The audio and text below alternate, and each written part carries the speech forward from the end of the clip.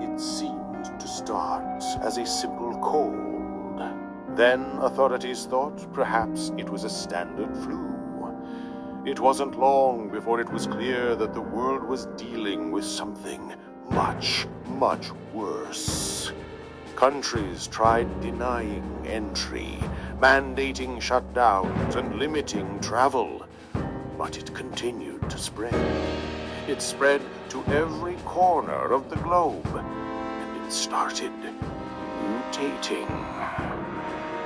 Governments tried everything they could as thousands upon thousands were dying. Civil unrest began to spread. Now, almost 2 years into the pandemic, as the bodies are piling up, the worst has happened.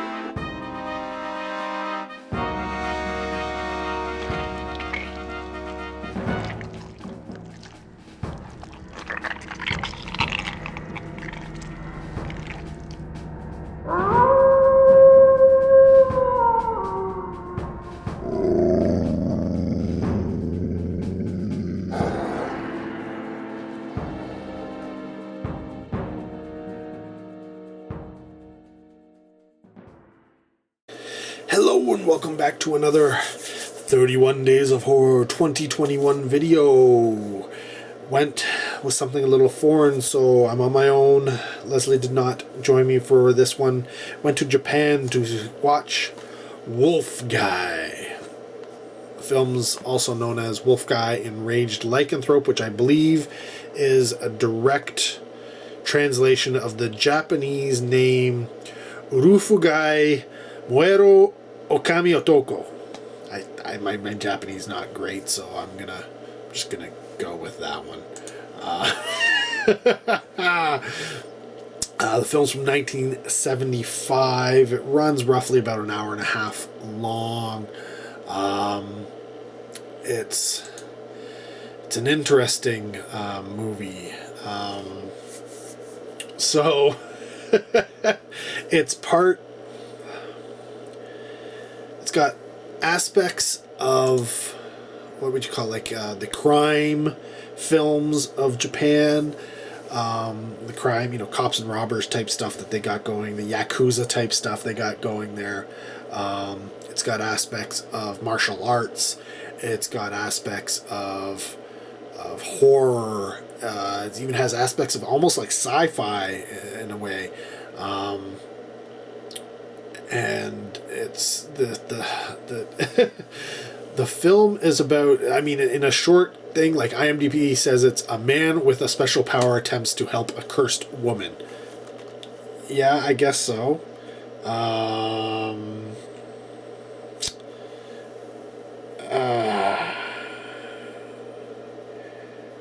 What would you call this? This is... So, essentially, there's a bunch of killings and nobody actually sees anything attack these people, but they keep talking about a tiger. So the wolf guy,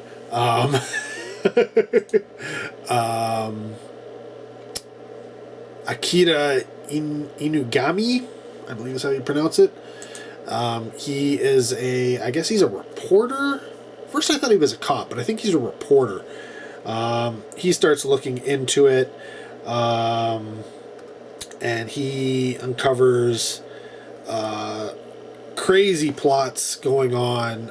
There's so many aspects of this film. It's all over the place. It is such a mishmash of things. So he discovers this a plot going on, and then something else turns up with a secret government body, and then it plays out until the conclusion. So at first it's just essentially a story about a reporter looking into, we'll say a reporter with special powers looks into murders he finds out are done by a cursed woman, which leads him back to some crazy cover-up, and then the government gets involved and it goes in a completely different direction.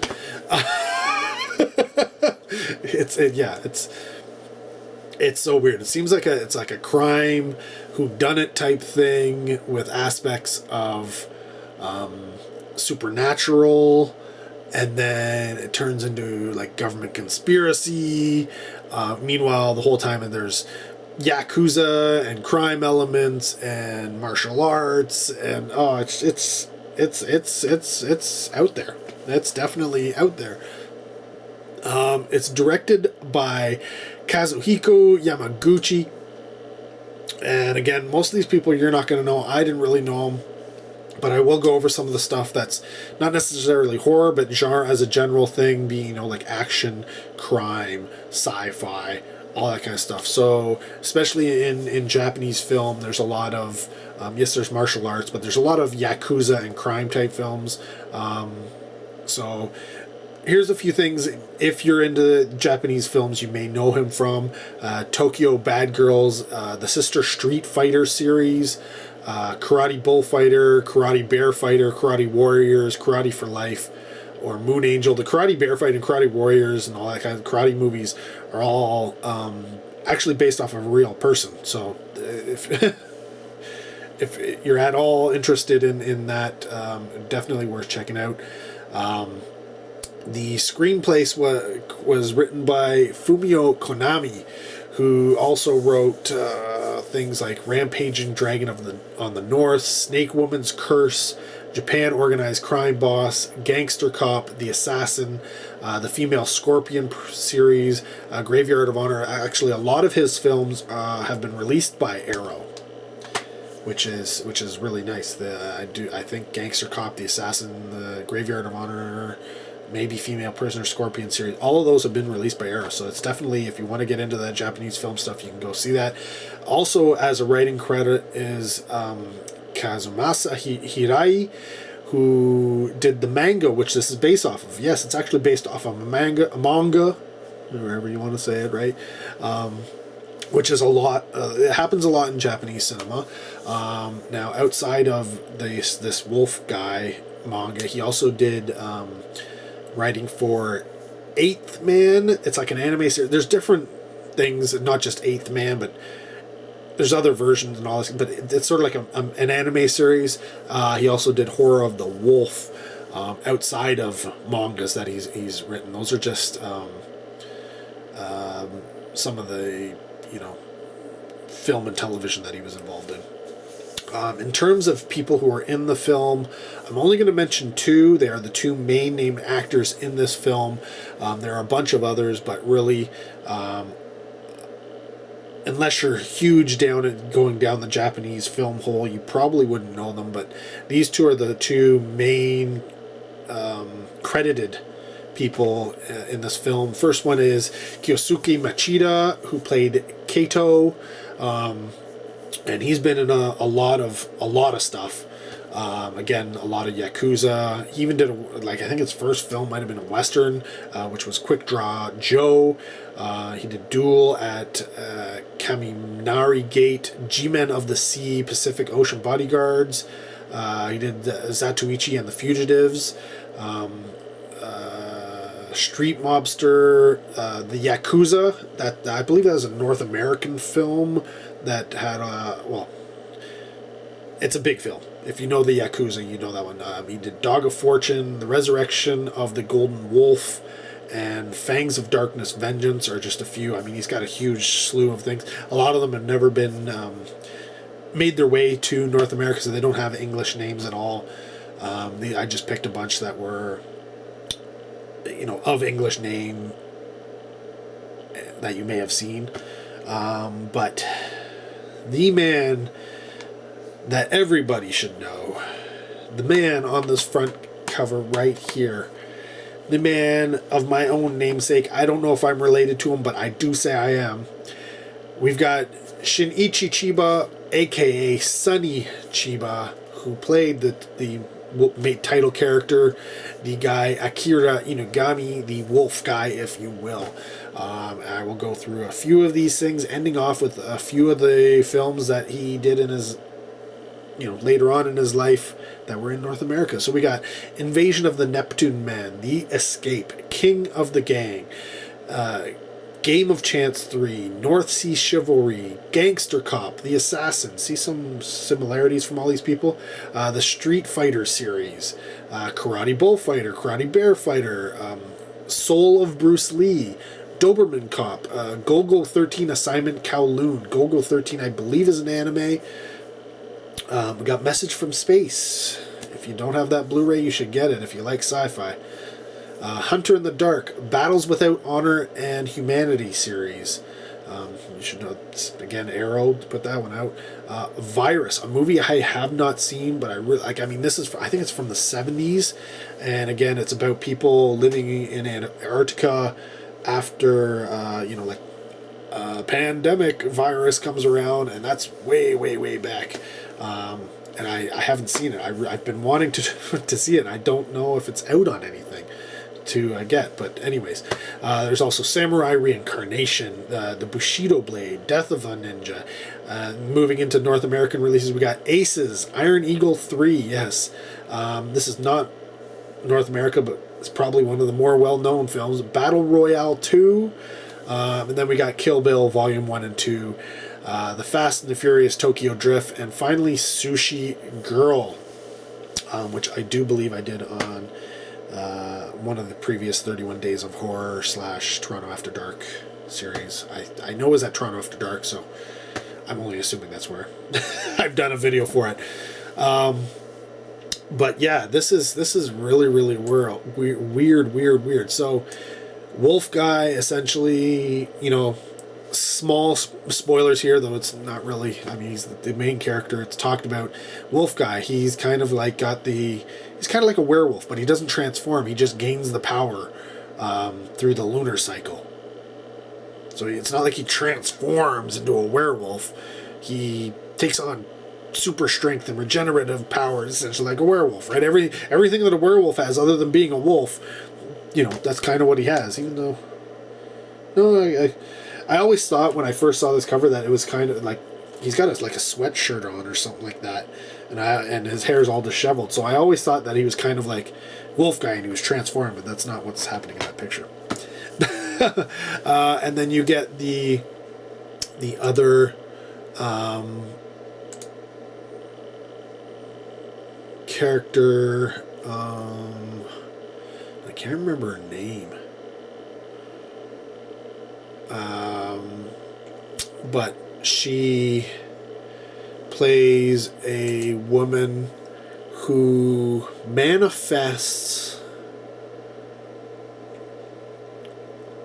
like an invisible ghost tiger or something like that, and to attack people. And so you get these supernatural elements, right? I mean, of course, and then you got Sonny Chiba and stuff, and fighting Yakuzas and doing kung fu type moves and martial arts. And then you get this secret people from the government who want to capture and study them. It's completely flip the movie, right? Oh, so yeah. You got multiple stories, multiple aspects going on. It's just, there's a lot to take in. I think it's a bit much, honestly, but it still works. Oddly enough, I don't know. It leaves itself open to a sequel, but there isn't one. And I kind of wish there was. And it's just, oh man, there's so much going on in this movie. That I almost think it's a bit too much. I kind of wish they would have kind of stuck to one aspect and gone with that. I mean, this could have, Wolf Guy could have easily been a series of films. And maybe that's what they kind of wanted to do with him. Maybe done a whole lone wolf and cub type thing. Maybe Zatoichi blind swordsman type of thing. Gone down those routes with it and being, this wolf guy. I don't know. You could have done prequels, sequels.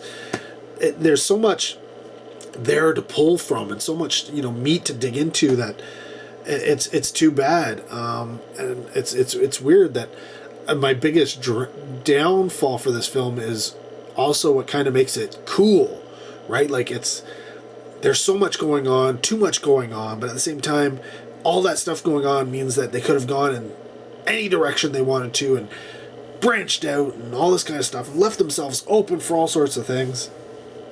So, yeah, would I give it a recommend? It's like, it's weird. It's not straight up horror. It's not straight up martial arts. It's not straight up crime Yakuza film, though that would probably be the closest genre I would put it to. There's action going on. It's definitely in the crime action area. So if you really love Japanese crime action, this film's right up your alley. And then you throw in sci-fi, supernatural horror elements to round it out. Right?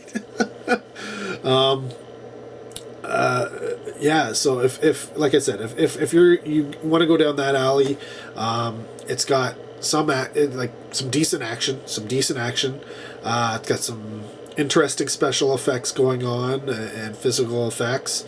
It's got some nudity. I wasn't expecting the amount of nudity that was in this film. Everybody wants to sleep with the wolf guy.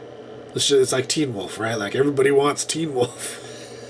I wonder if this is like no, this is 1975. It was way before Teen Wolf.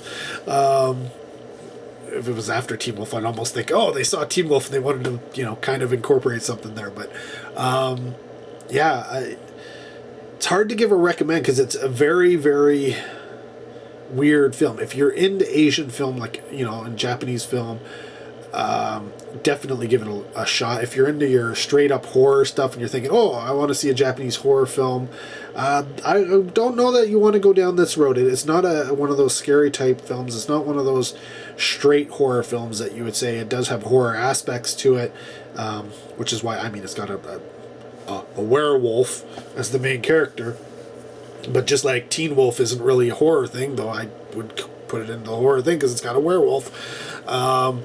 This is more of a crime Yakuza movie type feel than it is anything else, and then all the other things are kind of like sprinkled in to make it more interesting. If I had to rate it, I'm gonna give it a little bit. Yeah, it's like a 3.5 out of 5. It's really cool. It's really fun. It's got a lot going for it. It's just, I think, obviously, it's from 1970s in Japan. Special effects are what they are. The blood is, blood red paint type thing. The martial arts are really good. They're really well shot. So if you're into martial arts, check it out, because it's really well choreographed and really well. The composition of the fight scenes and such are pretty cool. And then, yeah, there's some, gore effects going on.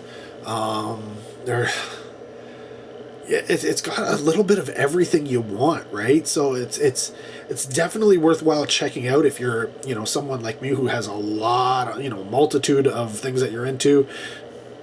So if you like horror, sci-fi, action, martial arts, crime, foreign films, specifically Japanese, if you're going down those roads, if you saw, the maybe you got them from Arrow Video, you got the Sister Street Fighter series, or the what was it, the other ones I said,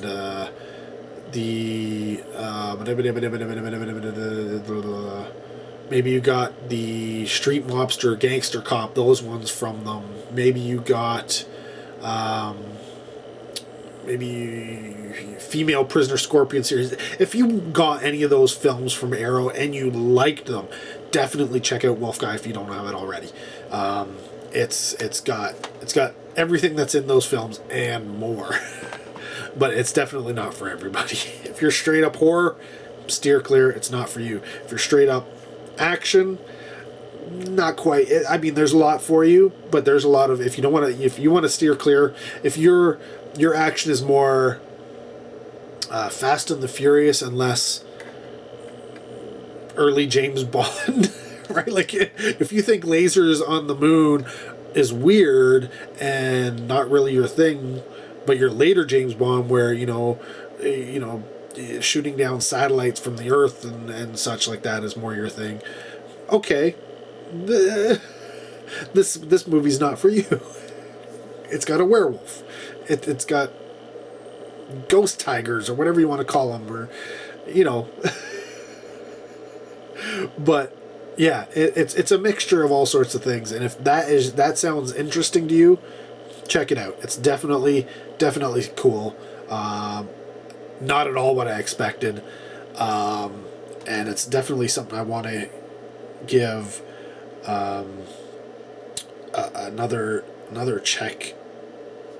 Oh yeah, I want to check it out. It's funny because I was listening. I should have known from the soundtrack. The soundtrack has got some funk going on. It's got some like disco vibes, as well as some like it's just like really much 70s like Japan music, like popular music, club music, if you will, going through this film. And it's not like, because I'm like wolf guy, werewolves, horror with some martial arts. This should be good. And then I'm listening to this music. I'm like, I'm not getting any scary music whatsoever. This is going to be interesting.